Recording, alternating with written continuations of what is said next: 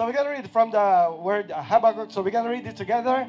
Habakkuk chapter 3, verse 1 to 3. Let's read it together. Here we go.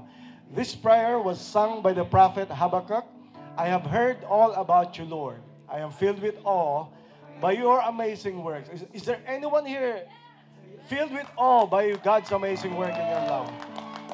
And he said, in this time of our deep need, help us again, as you did in your years gone by. And in your anger, remember your mercy. And he said these words, I see God moving across the deserts from Edom, the Holy One coming from Mount Paran. His brilliant splendor fills the heavens, and the earth is filled with His praise. Is this space filled with His praise?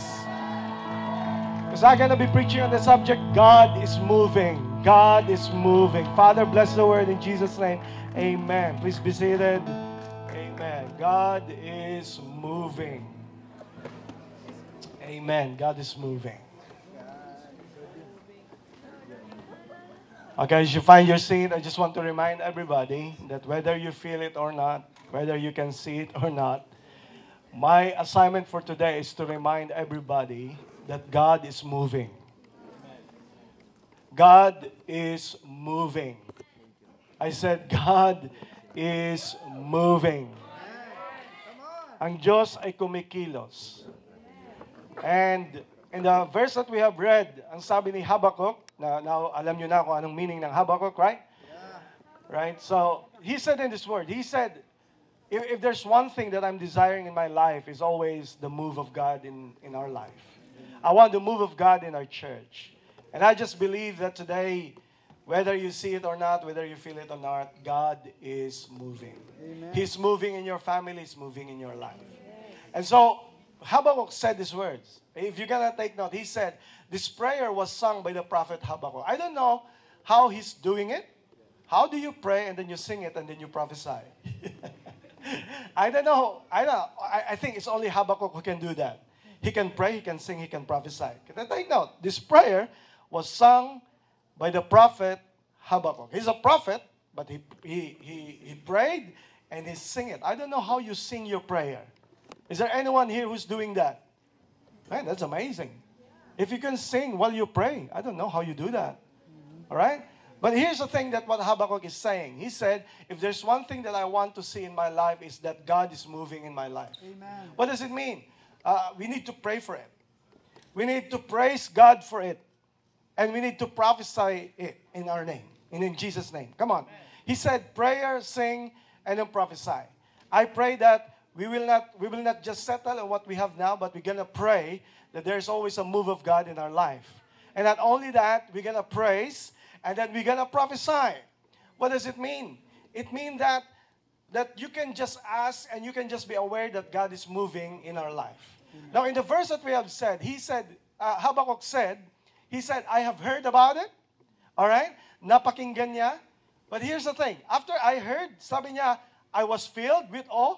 And then he said this word, I see God moving. I think that should be the pattern of your life. I think don't settle of just hearing what God has done. Hindi ka lang dapat masatisfy na napapakinggan mo yung ginagawa ng Diyos. Napakinggan mo siguro na somebody were healed. Somebody was healed by God. I pray that you don't just hear it, but you will also see it in your life. Because God did not design you to be a watcher of His move. God designed you to experience how He's gonna move. You are not designed to like how He's gonna move. You are designed to really experience His move. Maybe nadinig mo sa isang tao na binago ng Diyos ang kanyang pamilya. But don't settle of just hearing it. You pray, you sing, you praise about it, you prophesy it, that one of these days, if it can happen to them, it can happen to me. Amen. Don't settle of people who are being provided by God miraculously. Na nadidinig mo lang yung mga testimony of how God is moving in your life, in their life. I pray that today, you will be reminded na hindi ka lang mag-settle, nadinig mo, kundi maranasan mo rin. Meron ba rito na nagpapasalamat sa Diyos and you're excited if God can do it to them? Actually, hindi lang gagawin, kundi ginagawa ng Diyos sa ngayon. I don't know about you, but I want to remind you that God is moving. Can you just awaken the person seated beside you, whether he feels it or not? You're gonna say, hey, whether you feel it or not, God is moving. Come on, somebody. Because Habakkuk said, okay, you know the word Habakkuk now. So Habakkuk said, he said, I see God moving. Nakita niya how God is moving. And then, you got to understand yung context. And sabi niya, I see God moving where? What is the verse said? What did he say? Anong sabi? I see God moving where? Across the desert. Where? Across the deserts. The deserts. Hindi yan deserts. Okay? Alright? Kasi ang iba ninyo, wow, may desert ngayon. God is moving. Amen. But desert, desierto. And he said, I see God moving in the desert. Because you need to understand this. Number one is that you need to understand, God is moving even in difficult situations. Amen. What does it mean? Kasi sabi niya, in the desert. Do you know what it means, the desert? They have been from crossing the Red Sea. It's an amazing experience. Just imagine, kasama ka doon sa nagtumawid sa Red Sea. I don't know, if there's something na may experience natin siguro na pagkalooban tayo ni God, ay makasama tayo doon crossing the Red Sea. Just imagine that amazing, that awesome experience to have that. But, you understand na hindi lahat crossing the Red Sea. Dumating sila sa point na nandun sila sa desert. Ang desert is pinaka-difficult situation. And here's the thing that you need to understand. You are thinking oftentimes na kumikilos lang ang Diyos sa mga bagay na wonderful. Kumikilos lang si God pag merong revival. Kumikilos lang si God for something amazing is happening in your life. But my job today is to remind you that God is also moving even in difficult and impossible situations. Because you are thinking, oh, pag okay lang ang lahat, pag ang mga bagay, ang situation ko ay okay lang, dun ko lang nakikita ang pagkilos ng Diyos. But I want to remind you today that even in the desert, God is moving. Can He move in the palace? He can move in the prison. If He can move in the mountaintops, He can move in the valley. If He can move in the church, He can move at your home. If He can move somewhere else, He can move in your family. He can move in your work. He can move in your office. Come on, somebody. Office workers, come on. You are confining the work of God only at church on Sunday. But can I remind to you that God is also moving in your work. He's protecting you when you go to your office. He's protecting your children who are at the home. God is providing for you in everything that you need. God is blessing your family, your work, your company. He's always blessing you. And if you are not aware of that, I want to remind you that God is moving. Amen. You know why? Because we confine the move of God according to our emotion. Yeah. Come on. When it's difficult, you are saying, oh, God is not moving. But when when things are okay, you're going to say, oh, God is moving. But if it's not, you say, oh, maybe God is not moving. But I want to tell you today that even in your most difficult, impossible situations, you may not see it, you may not feel it. Praise God that God's move is not dependent on my emotion. Whether I feel it, whether I'm sad, whether I'm happy, whatever I feel, I praise God that today that God is not dependent on my emotion. God's move is dependent on His promise and in His truth. And He gonna move whether you will not move. I praise God that today, that's a promise from the Lord. He said, I see God moving across the desert. Question, how do you see God moving across the desert? Wind? Sand? No.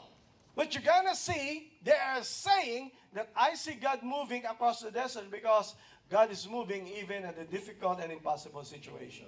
Question, may mga impossible situation ba kayo? Yes. Na hanggang ngayon pinagpipray nyo na mangyari, but parang hindi nangyayari. Amen.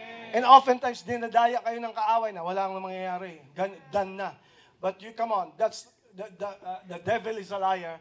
And I want to remind to you that maybe God is just doing it because He's telling you He is the God of the good times. He's also the God of the bad times.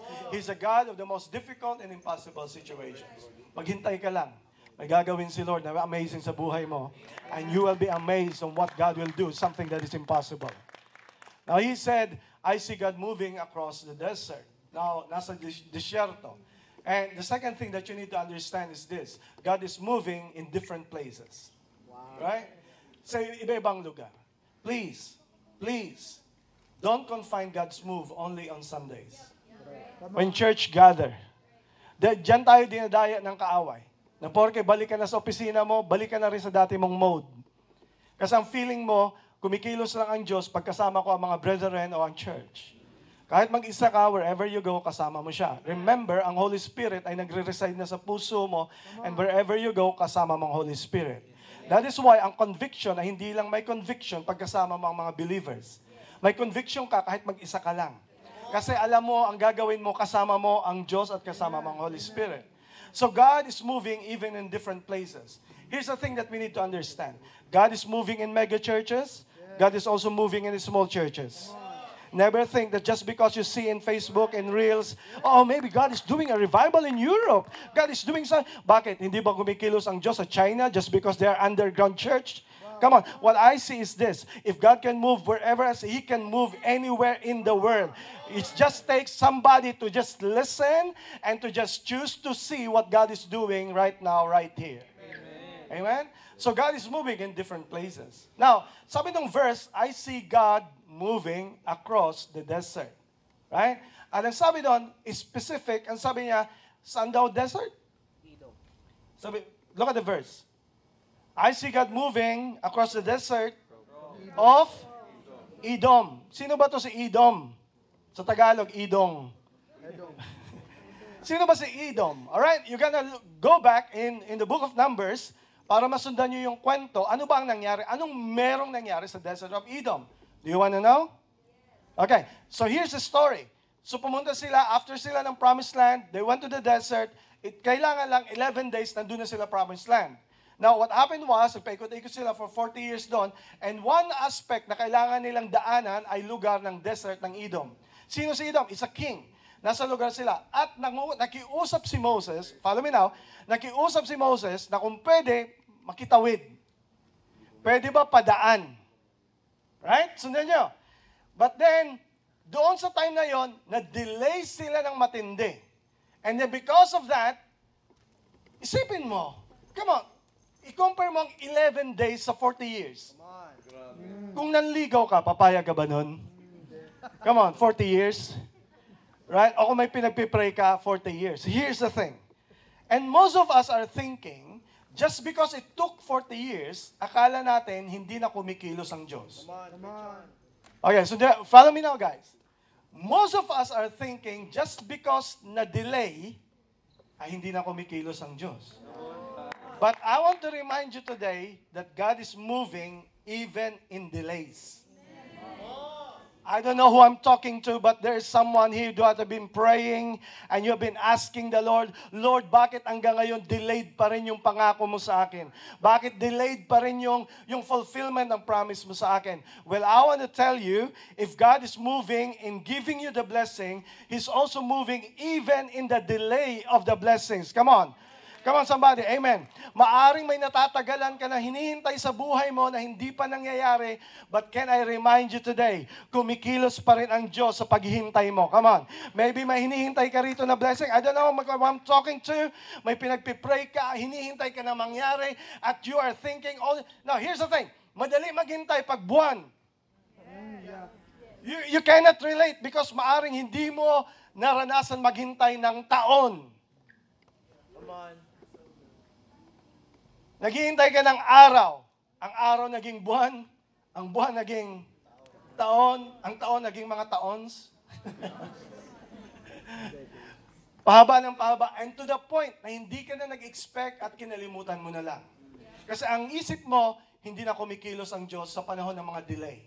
But what if I gonna tell you that even in the wilderness for 40 years, God has been moving. He provided a manna for them. He provided a pillar of cloud by day and a pillar of cloud by night. He started the tabernacle. He came with a cloud as a presence of the Lord. He's moving even in the desert. Maybe the point is, when you're waiting, you are no longer watching what He's doing. And I want to remind you today, if God is making you to wait, it means that may pinaghahandaan ang Diyos sa iyo ng matindi.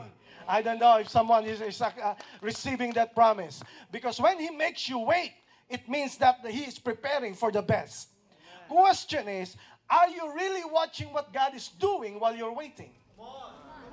Kasi sa kahintay mo, hindi mo na napapansin kung ano yung mga good things na nangyayari sa buhay mo. The key word, ang sabi niya, I see. Hindi ko lang nadinig, kundi I see. I choose to see. Tinitingnan ko yung pagkilos ng Diyos. Bigyan ko kayo ng tip. okay lang na maghintay. Pero wag doon ilagay mo lahat ang expectation mo sa hinihintay. Come on, are you following me now? Wag mo ilagay lahat doon. My piece of advice, habang naghihintay ka, mag-serve ka, and then you gonna look for ways on paano kumikilos si God, kahit wala pa yung binibigay mo. Come on, somebody. Hinihintay mo, pero wag ka doon, kikilos lang ako pag dumating. But, maging faithful ako pag ito'y dumating. No! What you gonna do while waiting, you gonna move and you gonna serve and always make it a point to see what God is doing in the present. Wow. Question is, nakikita mo ba yung blessing sa bahay mo? Or hanggang ngayon, frustrated ka kasi hanggang ngayon, disappointed ka dahil hindi pa rin nangyayari yung inaasam mo. Come on.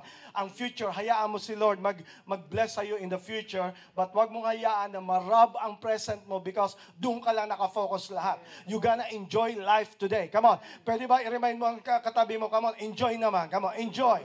You're too stressed. You're too focused on the future. God is moving. God is moving even through delays. But by the way, teka muna, sandali. Ayusin nga natin sandali muna yung context. Delay. We're talking about delay. Question. Bakit sino ba ang nag-delay? Come on, sino ba nag-delay? Sabi ni Lord, 11 days, nasa promised land ka na. Sino ang nag-delay? Come on, answer. Sino ang nag-delay?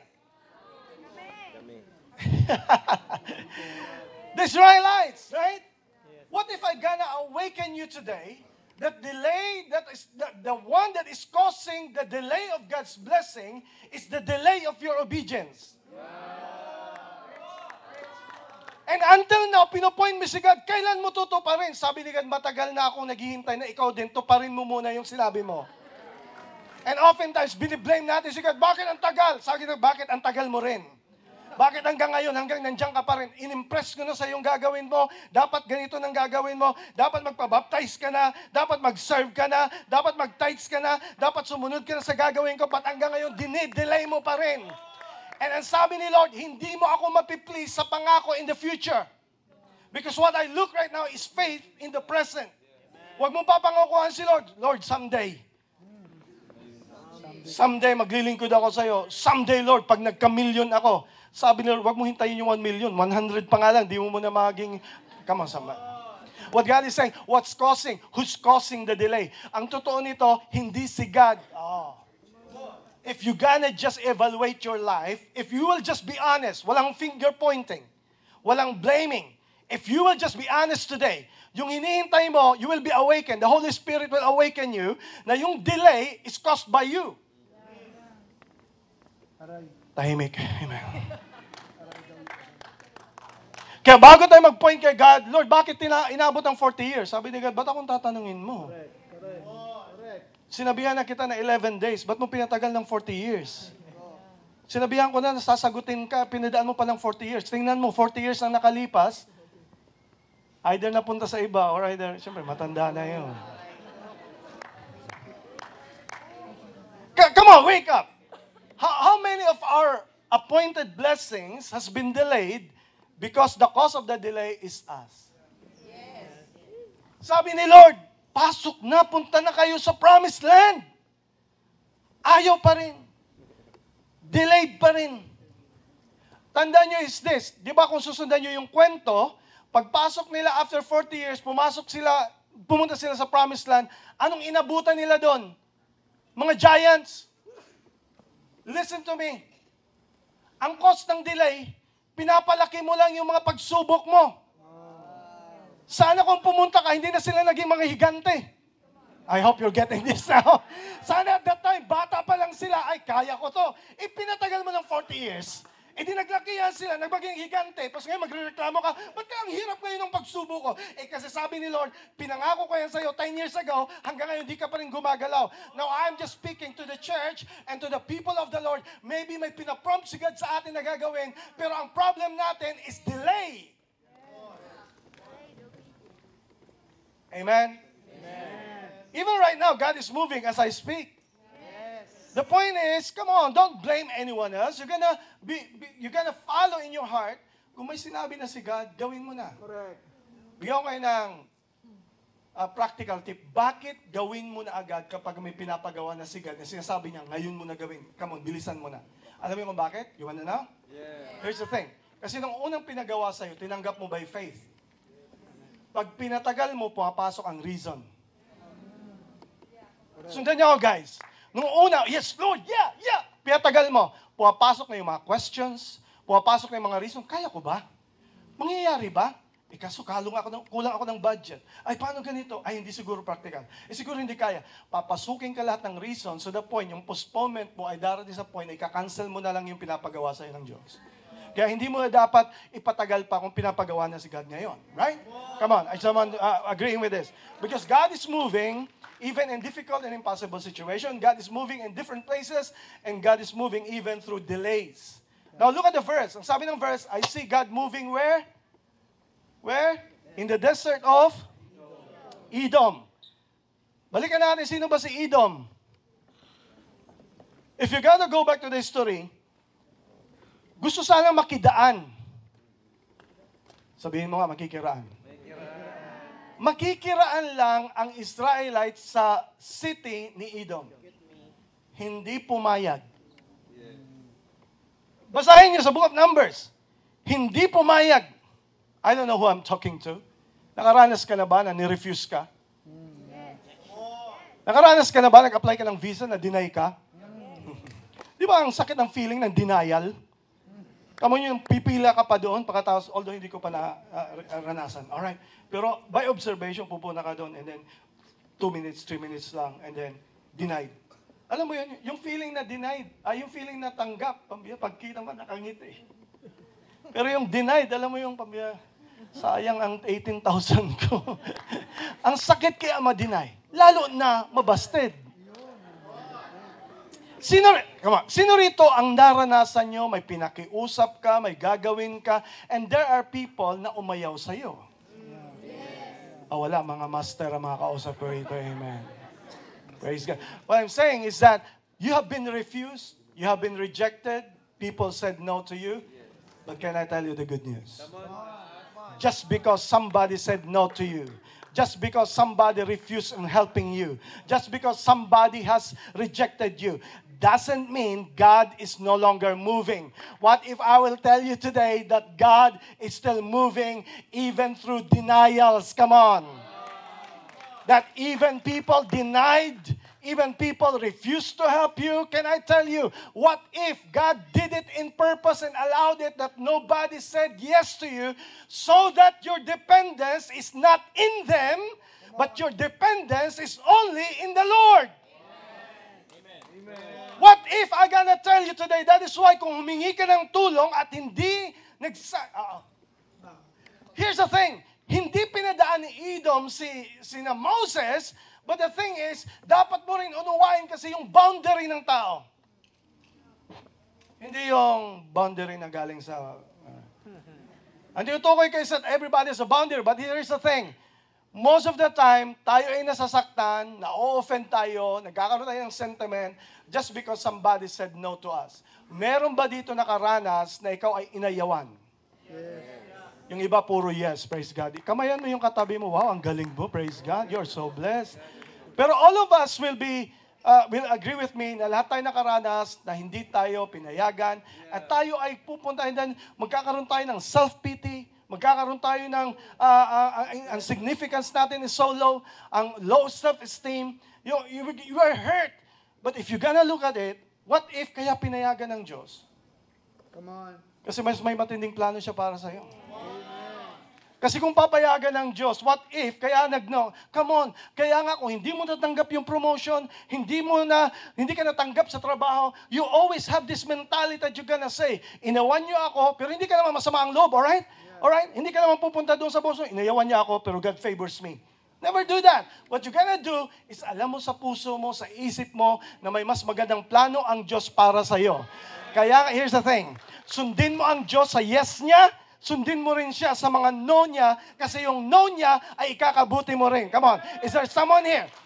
Mayroon ba rito nagpapasalamat sa Diyos? Buti nilang sinarahan niya ang pinto. Come on, somebody. May nagpapasalamat ba dito na may relationship na nagtapos? Come on, somebody. May nagpapasalamat ba rito na may gate na nagsara, na may binubuksan na gate si Lord na iba?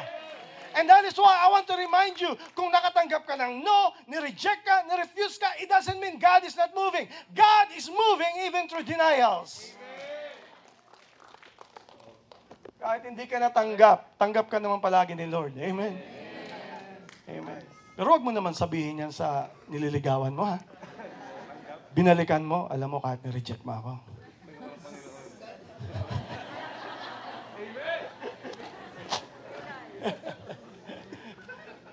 But come on, seriously speaking, you will understand with me na kung ngayon settled ka, you will be so thankful.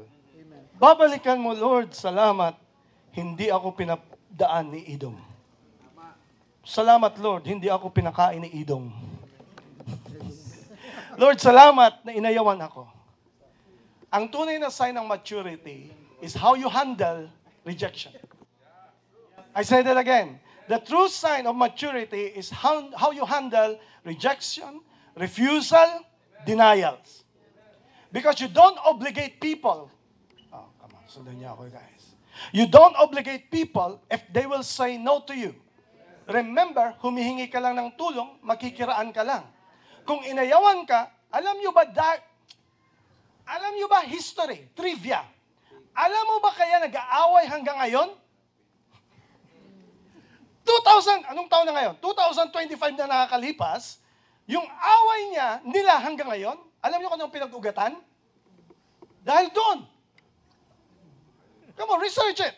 Hanggang ngayon, ang mga Edomites, ang mga bansa ngayon, ay kaaway ang Israel dahil lang hindi sila pinadaan.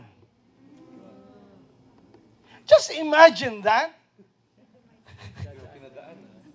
Kasi paano naglagay? Bawal dito, dumaan. Ay naglagay naman yung isang religion dito sa dating daan. Kaso ayaw ko na sa dati kasi dati nga yun eh. Pag bumalik ako doon, hindi magiging mali. Meron pang isa na mas the best. Ano yon? Yun yung tamang daan. Sino yon? Ang daan lamang ay si Kristo. I am the way, the truth, and the life. Pero what if all these times, masama loob mo, hanggang ngayon, dala-dala mo yung sama, yung sentimento mo is because may hindi pumayag at hindi ka pinadaan. What if dahil sa sentiment mo, ang naghadlang tuloy ng destiny mo ay ikaw? Dahil sa sama ng loob mo. I declare today, wag na yan na dapat nasa puso mo. Let it go. Let it go. So what kung di ka pinadaan? So what kung nireject ka? So what kung di ka tinanggap? So what kung inayawan ka? So what kung iniwanan ka? Come on, somebody! So what kung ikaw pinag-usapan? So what kung ayaw na nila sa'yo? So what? Come on, say the word, so what? It doesn't mean God is no longer moving. Come on, I experienced a lot of rejections in my life. I don't know about you.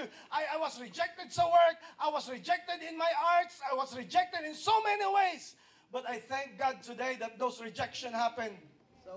Come on. Dapat ang treatment mo sa yan, sa mga nag-reject sa'yo ngayon, although you cannot talk to them in a personal way, but you're gonna say, thank you. Thank you for your no. Because I discovered the best yes of my life.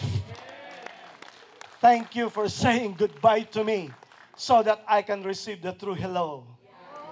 Thank you that you closed the door for me so that I can know the door that is open for me. Wow. Is there anyone here thankful for God's no in your life? Amen. Come on, be serious. You mean it. You mean it. Pasalamatan mo ang Diyos sa mga nagsara sa'yo. Amen. Kasi kung hindi, ngayon I declare to you, sana ito yung araw na i-declare mo, alright, salamat of the denials that I have experienced in my life. I let it go. This will no longer control me. I move forward to the promised land. I will not be stuck in the wilderness, just always minding of the denial instead of just focusing on the promised land that God has for me. Can I declare to you, to all of you, God has a wonderful promise for you. I say this, God has a wonderful job for you. God has a wonderful future for you. God is a wonderful family for you. Amen. So don't allow those closed doors to rob that promise from you. Amen. Kung sinarahan, huwag mo nang pilitin buksan. Sabi ni Lord, tingin ka lang nandiyan sa nagsara. Sino ba yan si Edom? O may code name ka na sa mga nagsara sa'yo. May magpo-post niyan. Edom! Pero hindi ka masama loob. Nagpapasalamat ka dahil thank you, buti na lang that you have rejected me so that I can know the good promise of the Lord. Amen. Amen. So God is moving through denial. Right? The next thing that will happen is that you're gonna follow, sabi ng verse, I see God moving across the desert of Edom. What happened was, ay hindi sila nakapasok. Sundan nyo kasi maaring this sounds familiar to us. Right? Alam mo, papakinabangan nyo ang message pag hindi nyo dinideflect.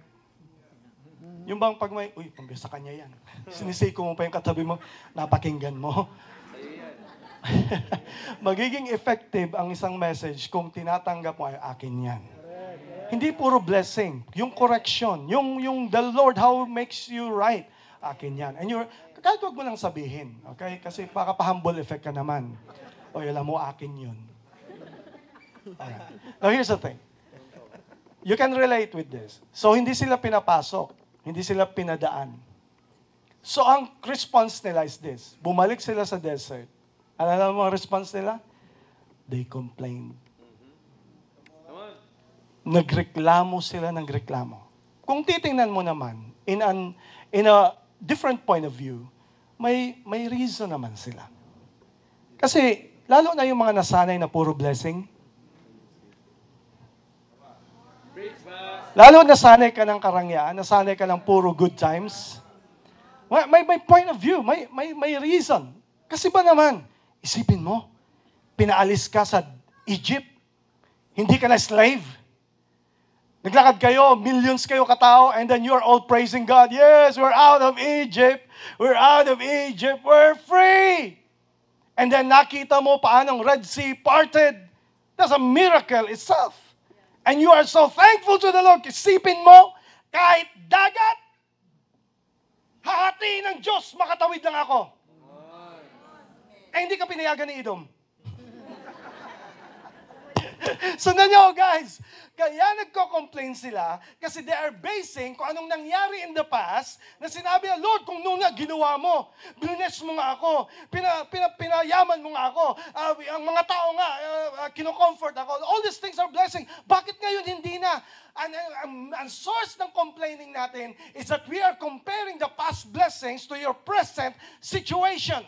Just because my delay, just because my denial, and we start to complain against God. Nagre-reklamo tayo na, bakit dati? Alam mo, ang sakit niyan yung dati. No? Di ba kanta yun ni Gary V? Dati-rati, pa-travel-travel ka. Ngayon kahit Cubao, di ka na makapunta. Dati ang dami mong pera. Ngayon, puro kwento na lang. Alam mo, dati. Ang sakit kaya nun. Akala mo natutuwa ka dahil dati. Ang totoo nun, nagsasabi ka lang, pero masakit sa loob. Dati yun. Yun nga lang ngayon. Hirap na. Yung mga dati, doon tayo nagiging slave. Doon tayo, dati ganito. What if I remind you? Mali kasi ang perspective natin. Ang tiningnan natin, ang Diyos ay kumikilos lang sa panahon na ikaw ay nasa taas. Sa panahon na ikaw ay maraming bagay sa buhay mo. Sa bagay na ikaw ay abundant. What if itong journey ng buhay mo sa ngayon at the present ay pinapadaan ka ng Diyos so that you will realize that God is still moving even in your difficult and impossible situations. Pero ang nangyari is that we keep on complaining. Here's the thing. Nag-complain sila. Do you want to know kung ano nangyari? Gusto niyo malaman ay ano nangyari? Nagreklamo sila, di ba? Pinadala ng Diyos maraming ahas. Maraming namatay. Kaya complainers, listen to me. Listen to me. Put this down. Write this down. Kung minsan nagtatanong ka, bakit ang daming ahas sa buhay mo? Hear me out. Complainers attract snakes. snake lang. Complainers attract snakes. Kasi pag the more ka nagko-complain sa Diyos, tinataboy mo yung blessing niya. Ina-attract mo yung lahat ng hindi mo gusto sa buhay mo. Remember this, you create your life with your mouth. Okay? Kung babasahin mo sa Book of Numbers, ang tindi ng word ni God doon sa Israelites. Anong sabi ni God? Because yan ang tingin mo sa akin, ganyan ako magiging... Nadinig niyo yun? Kung ano, dahil yan ang tingin mo sa akin, yan ang gagawin ko sa iyo. So dahil ang tingin nila sa Diyos, pinapabayaan sila. So sabi ni God, yan ang tingin mo sa akin, yan ang gagawin ko sa iyo. Dahil ang tingin mo sa akin, hindi ako marunong mag-provide, hindi ako magpo-provide sa iyo. If you keep on complaining, here's the thing. Walang mababago sa buhay natin if we keep on complaining. Sabihin mo, what if, Pastor John, what if ma-realize ko sa buhay ko, ang problem ko pala, I'm complaining, pero in a subtle way. What if pinapadaan natin sa prayers? Pero actually, ang prayer natin is not actually prayer. It's all complaint. How did I know? Na yung nipipray ka palagi, puro Lord, bakit? Lord, bakit wala? Lord, bakit sana ganito? And you're so desperate. Here's the thing that I learned. Ang tunay na anak ng Diyos, hindi dapat magmukhang beggar. Hindi ka dapat magmakaawa sa Diyos. Hindi dapat ang prayer mo, nagmamakaawa ka, Lord, please, please naman, sana, no. Hindi ka dapat mag-beg kasi anak ka ng Diyos. And because of your prayer na puro complaining, nag-a-attract ka ng mga bagay na hindi na dapat para sa iyo. Wow. And that is why, can I tell you this, kung ikaw ay nagko-complain, it will just shut off the God's blessing for your life. Sa complaining nila, yung generation sa puro complainer, hindi na nakapasok sa promised land. Bakit? Bakit? Kasi paano kayo be-bless na Lord na magko-complain ka lang? Kahit anong ibigay mo sa tao na complainer, magko-complain pa rin. Because they always see what's wrong and they will never see what's right. They will always see what's missing and they will never see God is moving. Come on, Israelites, hindi pa ba enough na nakikita mo by day may pillar of cloud, may pillar of fire by night? Hindi pa ba sapat na ako'y nagpatayo ng tabernacle? Hindi pa ba sapat nagpadala ako ng 10 commandments? Hindi pa ba sapat how I protected you from enemies and you're always complaining? Can I declare to you today, even in your complaining, even in those things that are happening, I want to declare to you that God is still moving. Come on, somebody. God is still moving. He's moving. At itong pinapasalamatan ko, kahit may nagko-complain, ito ang dapat nyo sundan. Sabi ni Jesus, ni God, alright, lahat may snakes, yung lahat ng kinagat, patay. Wala pa naman doktor noon na marunong alam mo yun kung nangyari siyang pinakamayaman doon, pabira, 1,000 pesos lang sa lahat ng mga kinagat. Daming patay, right? Daming namatay. Sabi ni God, alright, here's the thing. Sundan nyo kasi this is beautiful. Sabi ni God, alright, here's the thing that you're gonna do. Moses, sabi ni Moses, you make a bronze serpent. Humulma ka ng bronze at gawin mong serpent. Tandaan nyo, okay, ano ulit ang nakakagat sa kanila? Snake. Anong pinagawa ni Lord? Bronze serpent. Ang sabi ni Lord, itayo mo, ilagay mo sa pole na mataas, at ang sino man tumingin, ang sino man tumingin, gagaling. You follow me now. What does it mean? Si Moses ang kumilos. Oftentimes, kaya hindi natin nakikita ang pagkilos ng Diyos kasi nakatingin tayo sa mga complainers at hindi sa mga doers. Oh, come on, somebody, follow me now. What does it mean? God is moving through dedicated people. And I want to declare to you today, yes, may mga taong ayaw sumunod, may mga taong rebelde, may mga taong ayaw sa Diyos, pero bakit ka titingin sa mga tao na ayaw at hindi naniniwala sa Diyos, may mga tao na nandyan na nagsiserve and faithfully dedicated to the Lord, like Moses. Bakit? Nakita mo ba si Joshua? Nakita mo ba si Caleb? Ba't ka kasi nakatingin sa mga tao na puro reklamo at hindi mo tinitingnan yung mga tao na silent lang, dedicated na nagsiserve kay God? Ba't ka titingin sa mga taong alam mo, hindi okay, ba't di mo tingnan si Tristan? Oh, seriously, just to look on this man, faithfully serving the Lord, he's the one leading the E-Space, by the way. He and his wife. Bigyan ko kayo ng tip kasi kung nakatingin kayo sa mga taong nakaka-offend, tingnan nyo yung mga taong nakaka-bless. You gotta choose what to see, who to see. Come on, this man is an amazing guy. Hindi yan, he's never entitled. He's always serving the Lord. He's just doing, makita ko lang siya, I'm already blessed. Come on. I don't know about you. Kaya hindi mo nakikita ang pagkilos ng Diyos kasi saturated ka ng lahat ng mga toxic Christianity sa social media. Bangayan dito, comment dito, away dito, comment ng isang ganito, celebrity, may comment na ganito na against Christianity. You are saturated with complaining people. And that is why hindi mo nakikita kumikilos ang Diyos. Bakit nakikita mo ba si Stephen na pastor natin sa Africa na nagsiserve kay God na kahit wala siyang fanfare, walang support, whatever, he's doing amazing thing. Bakit nakita mo ba yung mga pastor na nagsiserve sa mga kagubatan, sa mga mission field? You got to choose to see. Kung ayaw mo sa malayo, lapitan mo na lang natin. Sino rito ang nakikita mo na malapit sa iyo that you are blessed?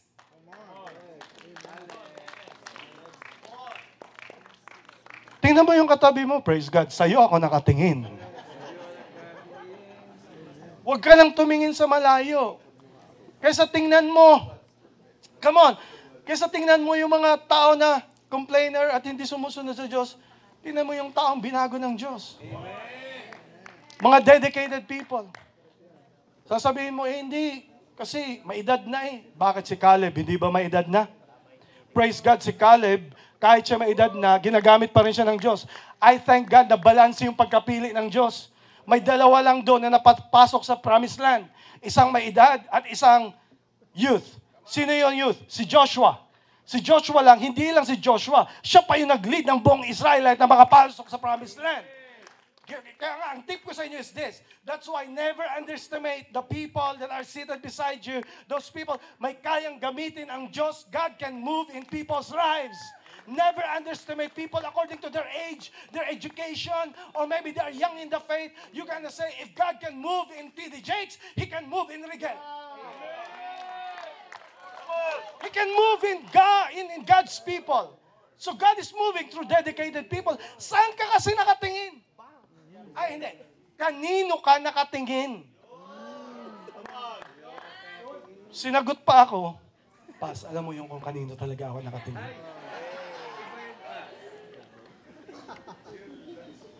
But God is moving through dedicated people.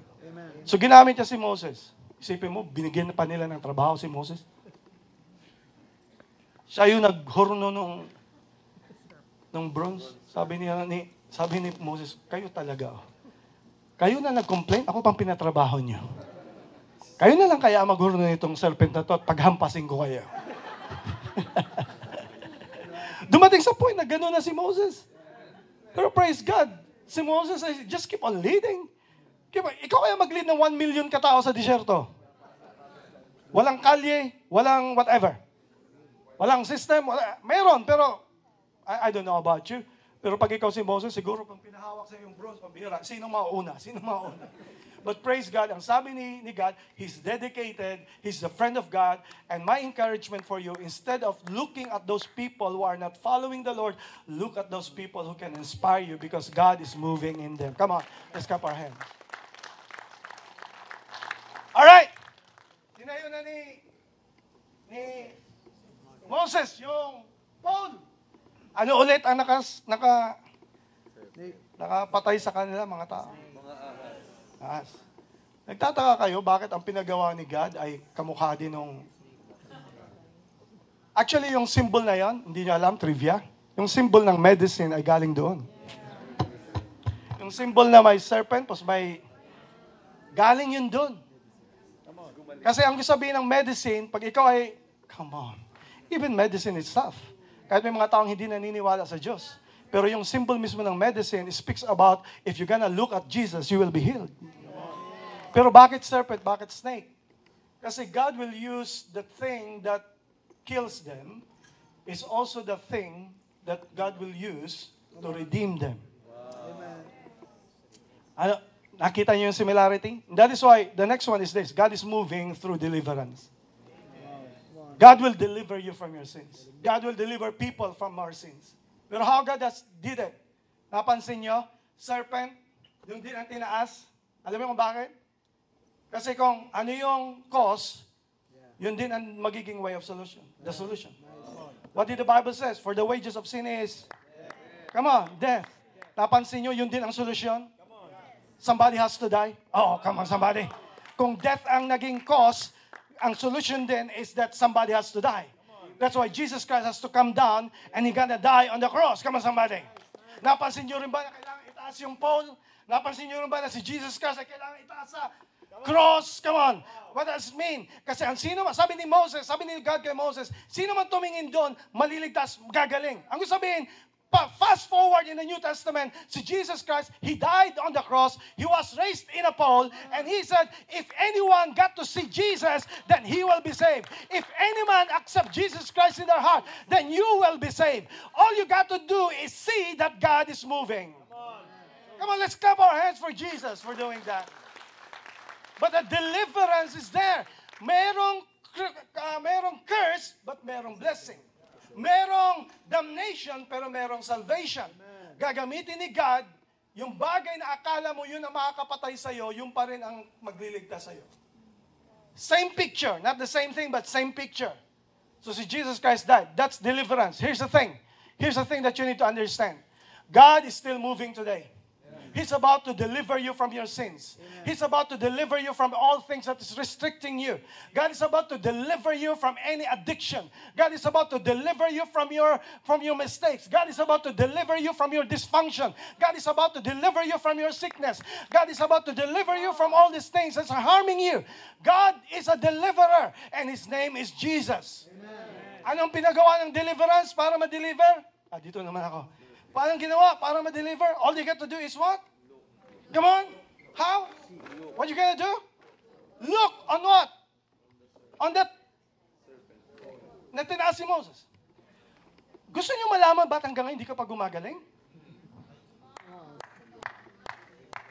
Sabi ni God, kanino ka kasi nakatingin? Come on. Ang keyword natin today, I see God moving. Question is, the reason why you are until now not delivered, no solution, here's the thing. It's because you are, instead of looking on what's in there, on what Christ has done, nakatingin ka pa rin hanggang ngayon sa snakes. Until now, you're looking at the snakes. You are identifying those snakes. You are still rehearsing the snakes. Tingnan mo yung ginawa nila sa akin. Grabe mga to, pambira, kinagat ako, pambira. Ay, snake nga yan eh. Anong ini-expect mo? What do you expect? Ikakadal ka? No. Alam mo na agad ang snake. Ang snake, kahit anong gawin mo, snake pa rin. Bihisan mo yan, snake pa rin yan.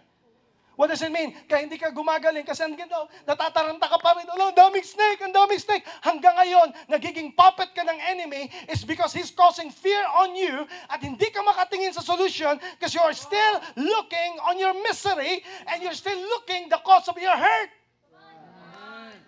Tinitingnan mo, hindi ka, sabi ni Lord, huwag kang tumingin sa snake.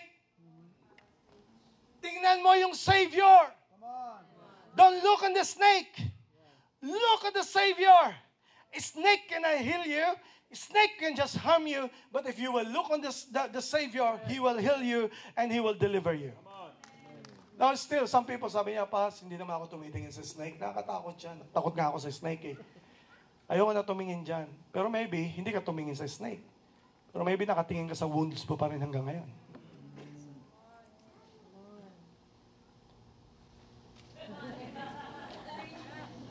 Hindi ka nga nakatingin sa snake. Hanggang ngayon, tinitingnan mo kung saan ka kinagat. You are still looking on your wounds. Grabe. Grabe yung wound ko. Ba't wala man lang nagkikare? Ba't wala man lang nagme-message sa akin? Ba't wala man lang nag-encourage? Akala ko ba, Equippers Church, bakit walang nag-equip sa akin? Bakit wala nagkikare? Tingnan mo, sugat ko. Nakikita mo? Grabe ang kagat, di ba? Kita mo? Nakikita mo? Hindi mo makita? Meron pa dito. Grabe ang kagat ko. Nakita mo sa likod? Yung mga kumagat sa akin sa likod. Grabe! Yung sakit ko sa binti. At hindi ka magagamot kasi until now, you're still looking at your wounds. Sino nakasakit sa'yo? Nasaan yung pain? Hanggang ngayon, if you're still looking on it, you will never be healed. Ang sabi ni God, don't look on the snakes, don't look on the wounds, look on me.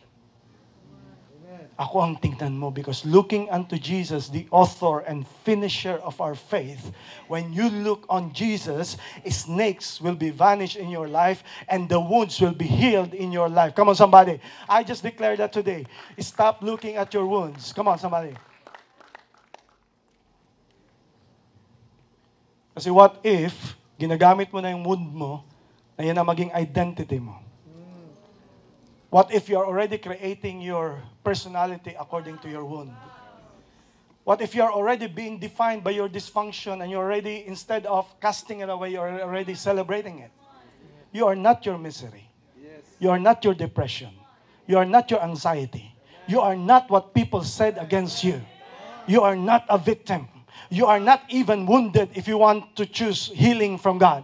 If you just change the gaze upon your life and you're gonna look on Jesus, Jesus is saying to you, look at me, son. I'm the one who can heal you. I'm the one who can save you. I'm the one who can change you. I'm the one who can change your situation. I am the one. I'm still moving. Come on, I'm still moving right here.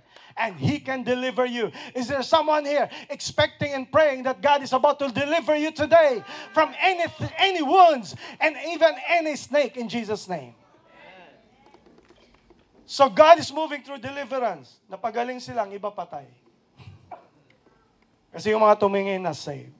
Now, hindi nagtapos ang kwento doon. You know the story. After that they were delivered, they still continued on the journey. And you know the reason. You know the story. God has changed them. God has blessed them. But still, ang dami nilang mga tao na nagko-complain pa din. Here's the next thing that you need to understand. Kung minsan, hindi mo na kailangan ng deliverance. Kung minsan nagtatanong ka pa rin, Lord, kailan mo ako i-deliver? Kailan mo ibabaguhin? What if I will tell you today, hindi na deliverance ang sagot? Ano yun? What if I tell you, discipline? Because never think about this. Sometimes, pag tayo dinidisiplina ng Diyos, akala natin against ang Diyos sa atin. Akala natin hindi na kumikilos ang Diyos sa atin. But you will understand with me, pag ang parents dinidisiplina ang anak, mas matindi ang movement nun. Yung iba hindi makagets, ano? Ang iba kasi hindi nila naranasan yon. Yung naranasan mo na hinahabol ka ng tatay mo, paluhin ka. Ang daming movements kaya nun. Alam nyo yung iba, di ba? Ang daming movements nun. Alright? Pero di ba, hindi kayo nagtampo kasi alam nyo, you can stand right there, salamat sa tatay ko, salamat sa nanay ko na dinisiplina ako. Come on.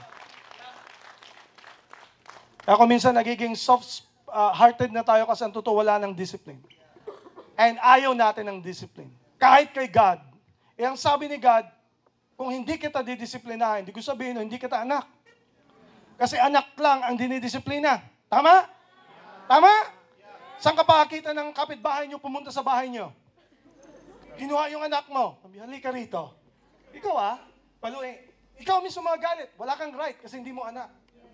Kaya sabi ni God, kung dinidisiplina kita, chinachastise kita, magpasalamat ka kasi symbol yan na ako'y tatay mo at anak kita at may pakialam ako sa buhay mo. Come on, somebody. What does it mean? Kaya nga pag dinidisiplina ka ng Diyos, pinapahintay ka, may hindi nangyari sa buhay mo, o may nangyari na pangit sa buhay mo, please don't blame God. Maybe it's a discipline from the Lord and you're gonna say, Lord, I thank you that you are still moving even you are disciplining me. May isa akong natutunan na discipline sa tatay ko.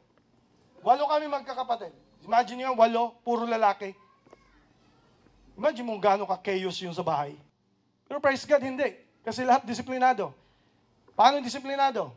Theology of ang haba ng yantok doon sa may.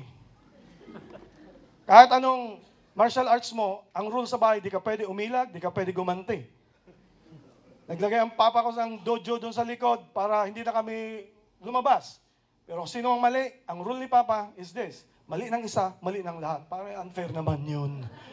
Isipin mo, nag-aaral ka doon sa taas, may ginawa yung isa, tatawagin ka lang, oh, dyan, baba ka dyan. Ano meron? Dapa. Ha? Nag-aaral ako, ba't ako? Yung kapatid mo may ginawang mali. Di ba rule yun sa bahay? So, pinadapa kami. Palo. Alam mo, but here's the thing. May na-realize ako. Pag ikaw, ang iba nakaka-relate. Sino rito yung aamba pa lang? O ang iba, mag-iisip na naman yan. Mga modern thinking. Uy, child abuse yan Grabe siya. Huwag naman masyado. But the thing is, Here's another discover ko is this. Pag ikaw ay dinidisiplina, huwag ka na mag-reason out. Huwag ka nang sumagot na pabalang. Huwag ka nang magreklamo. Tanggapin mo na lang ang discipline. At pag ako na-discipline, here's the thing, ang secret, yakapin mo na lang mahigpit. Kasi hindi ka mapapalo. Paano ka papaluin? But the thing is, yumakap ka ng mahigpit para yung discipline ay hindi na magtuloy-tuloy. Are you getting what I'm saying? Pag tayo nagkamali sa harapan ng Diyos, mag-confess na agad tayo, mag-repent na agad tayo, at instead na lumayas at lumayo, yakapin mo na si God at sabihin mo, Lord, I'm sorry for what I have done, and I guarantee you, yung discipline niya will come into complete circle because repentance is the key. When He deliver, but He gonna discipline you. I don't know who I'm talking to today, but you have maybe felt wala ka ng fire, wala ka ng something in your heart, at naramdaman mo parang ang layo ng favor ng Diyos sa iyo. What if I will tell you today na kahit wala ng favor, kahit may discipline, God is moving in your life today. Come on somebody, in Jesus' name. And I go to the last one. Hindi lang discipline, but here's the thing. Ang tiyaga ng Diyos. Ang tiyaga ng Diyos sa bawat isa sa atin. Amen. Praise God. Kung hindi nyo na-gets yun, pwede ba sabihin natin, ang tiyaga ng Diyos sa akin? Totoo o mali? You will agree with me na ang tiyaga niya sa atin. Mareklamo ang tao, lahat ay ginawa nila, but still, nakapasok pa rin sila sa promised land. Because here's the thing, the original promise of God for you is to live life abundantly. Ang plano ni God para sa iyo is to bless you and to prosper you. Ang plano ni God sa iyo is not to condemn you but to give you peace. He wants to give you a good future. He wants to bless you. But here's the thing, the last one. God is moving you to your destiny. He is blessing you. He is disciplining you. He is causing all the denials and the delays. But ang ending pa rin nun, ay makakarating ka sa destiny na para sa Diyos. Is there anyone here thankful na nakay God ka na ngayon, nakakay Jesus Christ ka na ngayon, and you are thankful? Ano man mangyari sa buhay mo, you are saying, God is moving. God is moving. So, let's wrap it up. Whether you feel this or not, whether you understand everything or not, it's not in your emotion, it's not in your situation. God is still moving. God is moving. Anong verse? Ang sabi ng verse? I see what? I see what? I see God moving. Take note of the construction of the words.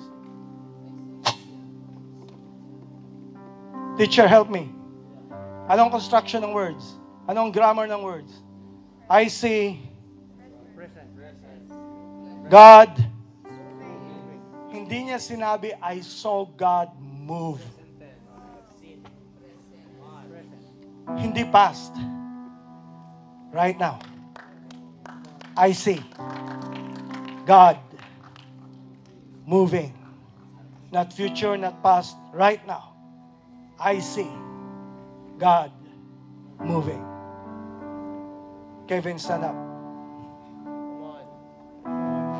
While you are standing here, I see God moving. God is sorting something in your life. He's sorting it out even though it's painful. But God is saying, don't give up because I'm still moving. Never think na hindi kumikilos ang Diyos when you're in those concerts. Truth is, lahat kayo iniingatan ng Diyos. Yung silent sanctuary has been, the sanctuary is God. Iniingatan ni God all of those people. Sa concert mo, God is doing something else. And I can see that God is moving right now. You're there because you are the move of God in those spaces. You will be the one. They will be amazed. Bakit ka nagpipray na? Bakit mo ako sinishare na ng something? Because you are the move of God in that space. Don't confine God's move only on church. Wherever you go, wherever the concert is, you are the light of the Lord in that space. And I see God moving right now in Jesus' name. You couple, yeah, you stand up because I see God moving. Don't be shy. Come on, you. Kayong dalawa lang. Stand up. I see God moving. The mess that you're in the past will no longer be a mess, but actually will be a message. I can see kayong dalawa will be fixed will be concrete, will be strong and stable. Ang plinan ng enemy sa iyo will no longer be your definition for your future. I can see an awesome family. I can see you serving the Lord. I see God moving right now. And even you, sister, He's healing you. He's healing you of your all the misery and the mess that you've been in. But I want to declare to you, you are not your mess. You are not your mistakes. God is including you in the plan of God for the next season of your life. I see God moving. Come on. When I say I see God moving right now, right here. Right now, right here. Wilson and Del, stand up. You've been working so hard. You've been blessing the Lord. Sige, pwede po kayo. So, okay. Nobody's perfect. Amen. But I just want to honor. Come on, church. I see God moving in the waiting times, monotony, sameness. It doesn't mean God is not moving. Yung pabalik-balik ninyo, yung sacrifice nyo, yung effort nyo, I want to declare to both of you, may ginagawa si God na maybe He's not revealing it yet now, but in the name of Jesus, He's doing something. He's orchestrating something. And what you're doing right now in blessing those people, He is moving right. Even right now as I speak, something has been opened like a dam. A provision like open like a dam. And God will bless you and God will use you. And all your tiredness, all your burdens, all the words that you cannot say to the people, the Lord is blessing you right now in Jesus' name. Because I see God moving in Jesus' name. Come on, let's clap our hands for that. Kevin, stand up. Hindi ko kayo mapaprophesy, but Kevin, stand up. Because of the step that you made, of how you want to follow the Lord, and you want to be a changed man, the Lord will more entrust you with great things that you have never seen. Because your heart is solid to the mission, solid to the purpose of God. God is about to reveal something to you. He will open doorways. And here's the thing, yung mga nawala sa'yo, dudoblehin ni God ng 10 times in Jesus' name. He's moving right now. Not in the past, in the future. He's moving right now in Jesus' name. I cannot prophesy to everybody, but go back to the promise of Habakkuk. Naalala niyo pa si Habakkuk, right? Anong start? He said, the prayer that is sung by the prophet. That's why I'm prophesying right now. Here's the thing. Instead of being discouraged sa parang walang nangyayari, you have to speak it out. You're gonna go back to your office, go back to your house, and start what I did today. You're gonna say, no, it doesn't mean nothing is happening. God is moving in my family. God is moving to my wife. God is moving in my husband. God is moving to my children. God is moving to my work. Walang nangyayari. No, God is moving. Is there someone here, you're gonna stand up and you're gonna say, yes, I believe in my heart that God is moving in my life. He is moving. For you. He is moving. Come and do what you do. We are here for you. Come and do what you do. Set our hearts on you. Come and do what you do. 'Cause we need a move. Come on, let's give Him praise in Jesus.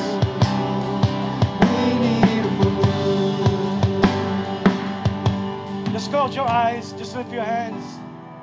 I don't know how the message struck you, how the message blessed you. Maybe you are the person who gonna just say, Lord, salamat. I want to come forward to just say thank you. Sa lahat ng itong imposible, kumikilos ka sa buhay ko. Lord, ayaw ko ma-taken it this for granted. Lord, gusto ko pasalamatan ko kayo na you are moving in my life and in my family. If that's you, you can get out of your seat, say your thank you here in the front, and just praise Jesus for what He's doing in your family. Or maybe you are a person who has wounds.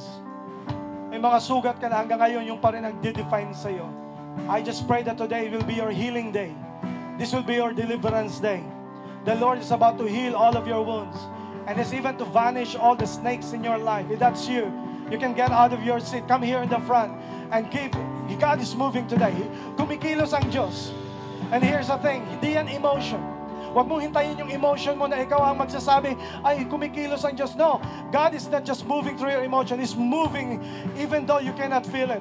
The more you don't feel it, you're gonna say, Lord, you're moving in my life. Is there someone here na may wounds and God is about to heal you today? Maybe you are in a difficult situation today. This past weeks is a crazy, amazing week para sa iyo. Praise God na narito ka ngayong araw.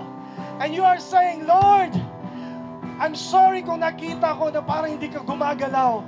But today, clear na sa akin na kahit wala akong makita, kumikilos ka sa buhay ko. If that's you, get out of your sin and just say, Lord, I want to depend on you and I want to trust you. Sa aming mga bisita, if that's you, the greatest move of God today is you. Move ng Diyos na kung bakit dinala ka sa church. Hindi nagkataon. Dinala ka ng Diyos para mapakinggan mo ang mensaheng ito because He's moving. Today, for you, all you got to do is accept Jesus Christ in your heart. If you receive Him, God said, I'm gonna heal you. I'm gonna save you. So sa aming mga bisita, if you're that person who wants to accept Jesus Christ, I invite you, come here in the front and receive Jesus Christ in your heart publicly. You're gonna say, Lord, I want to give my life to you. I want to receive you. And for all of us, na alam mo ang pagkilos ng Diyos sa iyo, I will also invite you. And as the song is ongoing, as we're gonna sing the song, I'm gonna wait for you to come and just come and give the praises to Jesus who is moving right now. Yes! Miracles happen when you move. Healing is coming in this room. Miracles happen when you move. Heaven is coming. Miracles happen when you move. Healing is coming in this room. Miracles happen when you move. Heaven is coming.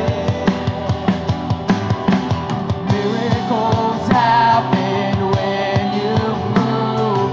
Healing is coming in this room. Miracles happen when you move. Heaven is coming. Come on, all hands in the air. All hands in the air. People in the front, all hands in the air. I want you to experience God's move today. He is moving. There's someone here na parang hindi mo madama ang Diyos.